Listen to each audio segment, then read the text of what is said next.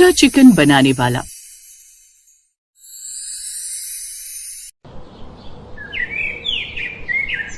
बरसात के बाद की ठंडी शाम थी। उत्तर प्रदेश के छोटे से गांव माधवपुर में हल्की हल्की धुंध छाई हुई थी। कच्ची गलियों में मिट्टी की खुशबू घुली हुई थी और चौपाल पर बैठे बुजुर्ग हुक्का गुड़गुड़ा रहे थे। उसी गांव में एक आदमी रहता था, योगेश। लोग उसे प्यार से अंगीरा चिकन वाला कहते थे। वो गांव में चिकन बनाकर बेचा करता था। कहते हैं उसका चिकन ऐसा होता था कि जो एक बार खा ले वो जिंदगी भर उसका स्वाद नहीं भूलता था। उत्तर प्रदेश के उस मिर्जापुर गांव में उसका एक ढाबा था जिसमें वो अंगीरा चिकन बनाकर बेचा करता था। एक रोज गांव की औरतें कुएं पर पानी भर रही थीं। अरे सुना तुमने, आज फिर अंगीरा ने आधी रात को अपने ढाबे पर चूल्हा जलाया था।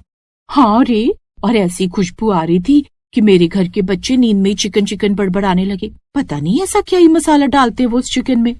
योगेश 40 साल का था, लेकिन जब वो चूल्हे के आगे चिकन बनाने की तैयारी में लगता तो 20 साल के लड़के को भी फेल कर देता और जल्दी जल्दी सब कुछ बनाता।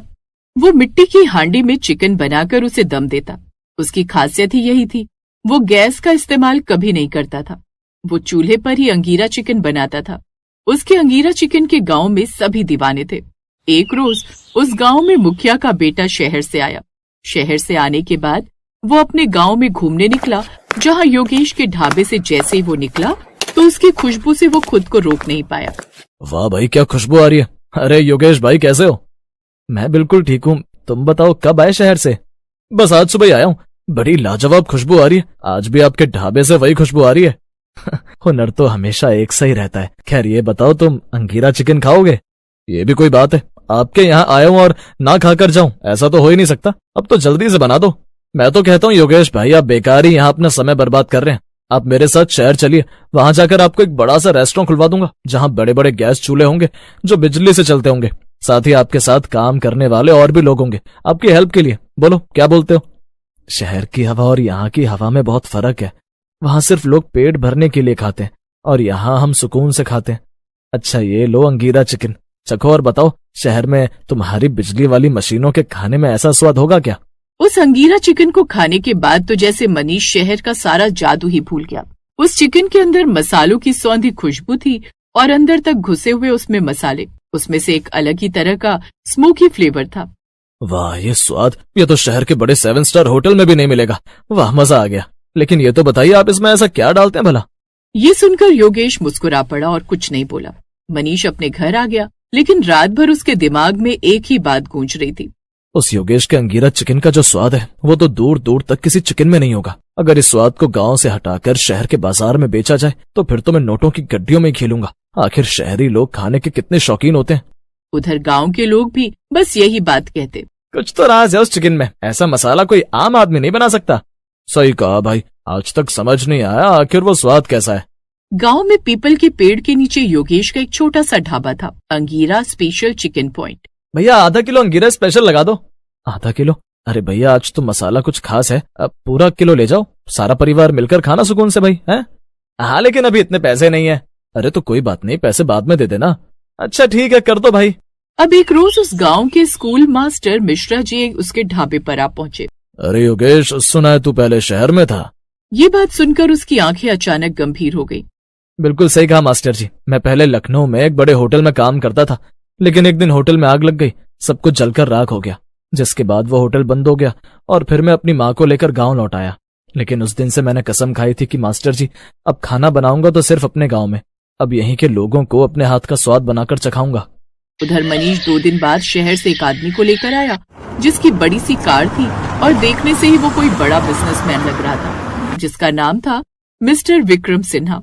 सिन्हा मुंबई के बड़े फूड चेन के मालिक थे, जिसे मनीष ने सब बता दिया था। लेकिन जैसे ही सिन्हा की नजर उस छोटी सी झोपड़ी वाले ढाबे पर पड़ी, उसने नाक सिकोड़ते हुए कहा, मनीष ये तू मुझे कहाँ ले आया? भला तुझे इस झोपड़ी में कोई टैलेंट मिला? यहाँ का हाल देख रहा है, इस छोटी सी झोपड़ी में लोग क्या ही खाने आते होंगे। सर आप एक बार इनके हाथ का बना चिकन तो खाकर देखिए, आपको सब समझ आ जाएगा। योगेश उनकी बातें सुन रहा था, लेकिन उसने कुछ नहीं कहा। फिर जैसे ही योगेश ने उसे अपना स्पेशल अंगीरा चिकन चखाया तो उसका स्वाद चखकर तो जैसे वो हैरान ही रह गया। वाह ये तो लाजवाब है, तुमने ये कैसे किया? योगेश जी, मैं आपको एक ऑफर देता हूँ, आप मेरे साथ मुंबई चलिए, वहां आपको हर काम के लिए मशीनें मिलेंगी, साथ ही आपकी इस रेसिपी के दम पर हम शहर भर में आउटलेट खोलेंगे, फिर देखना आप कैसे महीने के लाखों कमाएंगे। बात सिर्फ हाथ के स्वाद की नहीं होती साहब, बल्कि और चीजों की भी होती है।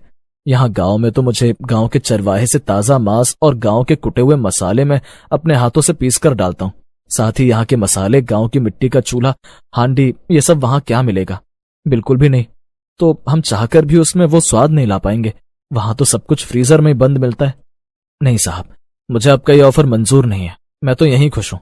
ये देख मनीष को गुस्सा आ जाता है। उसे लगा था कि इस बार योगेश इतना अच्छा ऑफर नहीं ठुकराएगा, लेकिन उसने तो वो ऑफर भी ठुकरा दिया। अब मुझे उस योगेश पर नजर रखनी होगी और उसका वो मसाला चुराना होगा, ताकि हम भी वो मसाला डालकर वैसे ही चिकन बना सके। अब उसने योगेश पर नजर रखनी शुरू कर दी और एक रोज उसने जो मसालों की पोटली थी वो ढाबा बंद करने से पहले एक बक्से में छुपा कर रख दी। ओह, लगता है यही है वो मसाला। योगेश जैसे ही ढाबा बंद करके वहां से जाता है, वैसे ही मनीष जैसे तैसे करके उसके ढाबे के अंदर जाता है और वो पोटली उसने बक्से में रखी थी उसे वो निकाल लेता है। ओह, तो फाइनली मेरे हाथों में पोटली लगी गई। अभी मिस्टर सिन्हा को ये बात बताता हूँ। अब वो फोन करके उसे सारी बात बताता है। अरे वाह, ये तूने बड़ा अच्छा किया। अब तू कल ही शहर आजा, हम अपने शेफ से कहकर वो मसाले डालकर अंगीरा चिकन बनाएंगे। अब वो अगली सुबह ही शहर के लिए निकल जाता है और मिस्टर सिन्हा के होटल में पहुंचता है। वाह वाह, ये तूने बड़ा अच्छा किया। विपिन, यहाँ आओ। जी साहब, ये लो, और इस मसाले से अंगीरा चिकन बनाओ और उसमें ही मसाले डालो। मुझे वही स्वाद चाहिए जो उस गांव वाले के अंगीरा चिकन में था। जी मालिक। अब उस बड़े से होटल के किचन में शेफ अंगीरा चिकन बनाने की तैयारी करता है। मनीष ने अपने सामने सारी तैयारी करवाई। उसने लहसुन की बारीक कलियां कटवाई, साथ ही चिकन के पीस में अच्छे से वो मसाला छिड़का गया, जिसके बाद उसे मैग्नेट करने के लिए छोड़ दिया। उस किचन में चूल्हे की जगह महंगे गैस बर्नर थे और साथ में महंगे महंगे बड़े बड़े बर्तन। अब बाहर बैठकर सिन्हा और मनीष उस स्वाद का इंतजार करने लगे, लेकिन फिर जल्दी से वो अंगीरा चिकन बनाकर ले आता है। ला भाई ला, जल्दी ला, अब मैं भी जल्द से जल्द अमीर बन जाऊंगा। लेकिन जैसे ही वो उसे मुंह में डालते हैं तो उन्हें वो स्वाद उस अंगीरा चिकन में नहीं मिलता। उन्होंने पहला निवाला खाते वो थाली वहां से खिसका दी। इसमें तो वो स्वाद ही नहीं है। मनीष, ये सब क्या है? याद आया, वो मिट्टी की हांडी में अंगीरा चिकन बनाते हैं। अब बड़ी बड़ी मिट्टी की हांडियां मंगवाई गई और उसमें वो बनवाया गया, लेकिन उसमें भी वो स्वाद नहीं आया। ये सब क्या बकवास है मनीष? इसमें तो वो स्वाद ही नहीं है। मुझे लगता है तुम्हें ठीक से उसकी रेसिपी नहीं पता। तुमने तो मेरा वक्त खराब किया। चलो अब निकलो यहाँ से। मनीष अब उदास मन से गांव लौट आता है। उसका सपना चूर चूर हो गया था। फिर वो योगेश के पास आया और उससे माफी मांगी। योगेश भाई, मैं तुम्हारा मसाला चुराकर शहर ले गया। तुम्हारी तरह उसमें मैंने कई तरह के मसाले भी मिलाए, यहाँ तक कि हांडी भी मंगाई मिट्टी की, लेकिन फिर भी बड़े से बड़े शेफ के हाथों में वो स्वाद नहीं आ पाया। ये बात सुनकर वो मुस्कुरा पड़ा। फिर उसने वो राज खोला। मनीष भाई, अंगीरा चिकन में मसालों का ही स्वाद ही नहीं होता। अच्छा, मैं तुम्हें एक बात बताता हूँ। अंगीरा का मतलब क्या होता है? आग। और इसी के नाम पर इसका ये नाम पड़ा। एक चीज है जो शायद तुम्हें तो क्या किसी को नहीं पता। वो क्या योगेश भाई? अभी बताता हूँ। फिर योगेश ने उसके सामने पहले हांडी में अंगीरा चिकन चूल्हे की आंच में बड़े प्यार से बनाया और उसमें अपने हाथ के कुटे हुए मसाले भी डाले और आखिर में डाला उसने चूल्हे से निकाला हुआ आग का अंगीरा और उसे उस चिकन में डाल दिया, जिससे उसमें अलग ही तरह का स्मोकी फ्लेवर निकला। ये आपने क्या किया? मनीष भाई, यही तो असली अंगीरा चिकन का राज है, जो इसमें डलता है तभी तो इसका स्मोकी फ्लेवर आता है। इसी से इसका नाम अंगीरा चिकन पड़ा। ये सुनकर मनीष भी मुस्कुरा पड़ा और दोनों मिलकर खूब देर तक हंसे।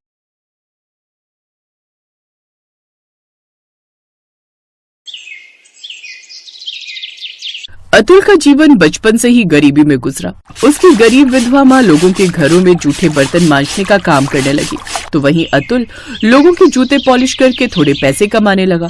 लेकिन कुछ समय बाद पता चला कि अतुल की माँ को टीबी की बीमारी है और अब उसने बिस्तर पकड़ लिया। अतुल दिन रात मेहनत करने लगा, लेकिन फिर भी उसकी मेहनत की कमाई उसकी माँ को नहीं बचा पाई और एक दिन उसकी मौत हो गई। अब 12 साल के अतुल के ऊपर 8 साल की बहन निधि की जिम्मेदारी आ गई। वो फुटपाथ पर लोगों के जूते पॉलिश करके पैसे कमाने लगा। एक रोज, जूते पॉलिश करवा लीजिए ना साहब। अरे नहीं करवाने जूते पॉलिश।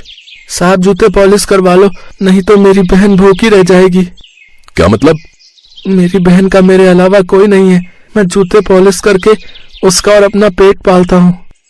ये सुनकर राजवीर को उस पर दया आ गई। तो जूते पॉलिश करके तुम कितना ही कमा पाओगे? अच्छा, वैसे मेरा खुद का होटल है, तुम वहाँ काम कर लेना। थोड़ा साफ सफाई का काम है और ग्राहकों को खाना परोसना होगा। इसके बदले में हर महीने तुम्हें तनख्वाह मिलेगी, साथ ही तुम्हें कुछ पैसे टिप के तौर पर ग्राहकों से भी मिल जाएंगे। सच में साहब जी? ठीक है, मैं इसके लिए तैयार हूँ। वहाँ क्या क्या बनता है साहब जी? दाल मखनी, रोटी, पनीर, कोफ्ता से लेकर चिकन सब बनता है। तुम चाहो तो वहीं मेरे होटल पर अपनी बहन को भी साथ ले आया करो। अगले दिन से उसने ऐसा ही किया। वो अपनी बहन के साथ उसी दिन से उस होटल पर गया जहां मसालों की खुशबू से उसका मन भी चिकन खाने के लिए ललचाने लगा। भैया मेरे मुंह में तो पानी आ गया ये खुशबू सूंघते ही। चुप कर छोटी, अभी तू एक तरफ आराम से बैठ जा और मुझे काम करने दे। अतुल अब ग्राहकों को खाना देने लगा। कुछ ग्राहक ज्यादा ऑर्डर कर देते और जब उनसे पूरा नहीं खाया जाता तो थोड़ा चिकन और रोटी वो ऐसे ही छोड़ देते। जूठी प्लेट उठाकर उसमें बचे हुए चिकन रोटी की खुशबू से तो अतुल खुद को रोक नहीं पाया और चुपके से एक लिफाफे में बचा हुआ खाना बांधकर थोड़ी दूरी पर बैठी अपनी बहन के पास ले आया। फिर उन दोनों ने मिलकर वो चिकन रोटी खाई। ऐसे कुछ साल बीत गए।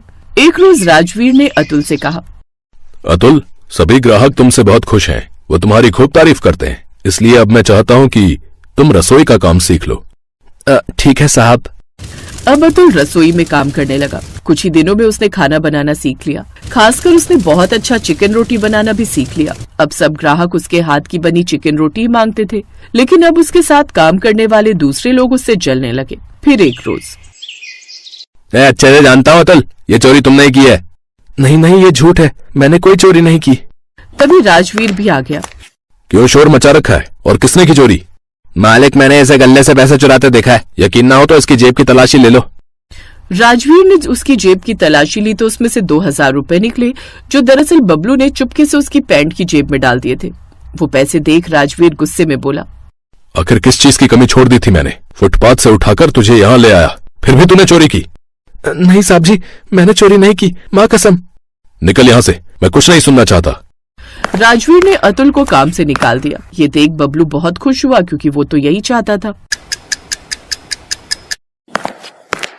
ये क्या भैया, आज चिकन रोटी नहीं बचा था क्या? आज के बाद मैं कभी रोटी चिकन नहीं ला पाऊंगा बहन, क्योंकि मुझे मालिक ने काम से निकाल दिया है। क्या, लेकिन क्यों? अतुल ने निधि को सारी बात बताई। अब तो आप भी बहुत बढ़िया चिकन रोटी बना लेते हो। किसी की नौकरी करने से अच्छा है कि आप खुद का कोई काम शुरू कर लो। अतुल ने तो ये बात सोची ही नहीं थी, लेकिन उसे उसकी बहन का ये आइडिया कमाल का लगा। अब उसने चिकन रोटी का ठेला लगाने की सोची। इतने सालों से उस होटल में काम करके उसने इतने पैसे तो कमा ही लिए थे। 2 दिन के अंदर ही अब उसने खुद का काम शुरू कर लिया और अब वो बड़ी ही अच्छी चिकन रोटी बनाकर बेचने लगा और अब लोग उसके पास चिकन रोटी खाने आने लगे। वो सुबह पतीला भरकर चिकन बनाता और शाम तक वो सारा खत्म हो जाता। उसकी कमाई अच्छी होने लगी। उधर अतुल के चिकन न बना पाने के कारण अब राजवीर के सभी ग्राहक टूटने लगे। उन्हें अब चिकन रोटी में वो स्वाद नहीं मिल पा रहा था जो अतुल के हाथों में था। वो सभी उसी के ठेले पर जाने लगे। राजवीर का होटल तो अब बंद होने की कगार पर आ गया, लेकिन एक रोज बबलू को उसने किसी से बातें करते हुए सुना। अरे मैंने ही उस अतुल पर चोरी का झूठा इल्जाम लगाकर उसे यहाँ से निकाल दिया था। उसकी जेब में मैंने ही चुपके से 2000 रुपए गले से निकाल कर रख दिए थे और मालिक को भी यही लगा कि चोरी उसी ने की है। अब राजवीर को अपनी गलती का एहसास हुआ। वो अतुल को ढूंढते हुए उसके ठेले पर जा पहुंचा। मुझे माफ कर दे अतुल, सभी लोग तुझे पहचान गए, लेकिन मैं ही तुझे नहीं पहचान पाया। एक बार भी नहीं सोचा कि तू ये काम नहीं कर सकता। साहब, मैंने आपके पैसे नहीं बल्कि आपका हुनर चुराया था, तभी मैं इतने अच्छे से अपना काम कर पा रहा हूँ। अब तुम अपने होटल में वापस चलो अतुल, नहीं तो वो बंद हो जाएगा। नहीं साहब जी, आखिर मैं कब तक आपकी नौकरी करता रहूंगा? गलती आपकी भी नहीं है, पर आप चिंता मत कीजिए। कुछ दिनों में मेरी बहन की पढ़ाई पूरी हो जाएगी तो मैं अपनी बहन के साथ मुंबई चला जाऊंगा, फिर वहीं अपना चिकन रोटी का काम शुरू करूंगा। तब आपके ग्राहक वापस आ जाएंगे। तेरी हर इच्छा पूरी हो बेटा, ऊपर वाला तुझे खूब तरक्की दे। इतने दिनों तक ठेले का काम करके अतुल ने ठीक ठाक पैसे जोड़ लिए थे। निधि की पढ़ाई पूरी होते ही वो मुंबई चला गया, जहां उसने उसका दाखिला एक बड़े कॉलेज में करवा दिया और उसने खुद का चिकन रोटी का काम शुरू कर लिया। उसके हाथों की बनी चिकन रोटी ने तो वहां भी धमाल मचा दिया। लोगों की भीड़ उसके ठेले पर लगने लगी। लोग दूर दूर से उसके हाथ की चिकन रोटी खाने आने लगे। उसकी खूब कमाई होने लगी। वो एक दिन में हजारों कमाने लगा। उसकी गरीबी का अब अंत हो चुका था और अब ऊंचाइयां उसके कदम चूमने लगी। एक गरीब चिकन रोटी का ठेला लगाने वाले का आज मुंबई जैसे बड़े शहर में खुद का बड़ा घर और बड़ा सा होटल था।